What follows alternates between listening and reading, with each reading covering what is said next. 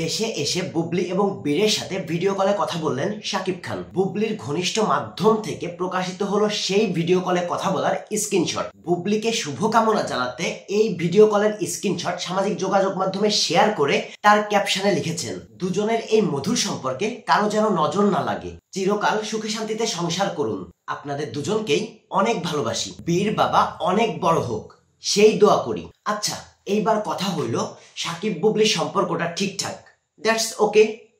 সাকিব এবং বুবলি একসঙ্গে সংসার করবে, তাও ঠিক আছে। বাট আমার কি মনে হয় এই সাকিব খানের একটু শান্তি কম আছে।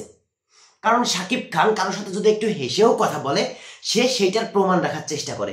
এই যে ভিডিও কলে কথা বলে তারও প্রমাণ রেখে দিছে। এইটা পাবলিক করার কি হইল? মনে ভয় আছে? বুবলি এর আগে সাকিবকে উদ্দেশ্য করে একটা স্ট্যাটাস দিয়েছিলেন, তখন সাকিবের সাথে বেশ মনোমালিন্য ছিল। তখন তিনি বলেছিলেন, যখন সাকিব কাছে থাকে তখন যেন এক চিরচেনা সাকিব, আর এই সাকিব যখন দূরে যায় তখন সম্পূর্ণ অচেনা হয়ে যায়। মানে সাকিবের কথাবার্তা, চাল চলন সবই যেন এক অচেনা হয়ে যায়। তো এখন তো সাকিব দূরে, বাংলাদেশে, তো এখন এই অচেনা হয়ে যাবে সেই ভয়ে কি এই ভিডিও কলের স্ক্রিনশট?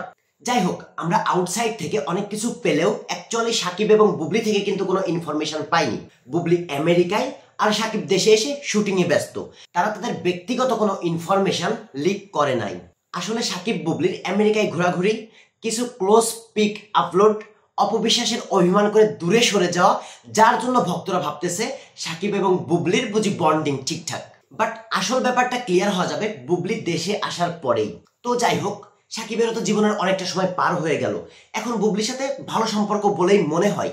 তো সাকিব যদি এখন বুবলির সাথেই বাকি জীবনটা কন্টিনিউ করতে চাই, মানে বুবলির সাথেই যদি সংসারটা গড়তে চাই, তাহলে এটা কেমন হবে বলে আপনার মনে হয়?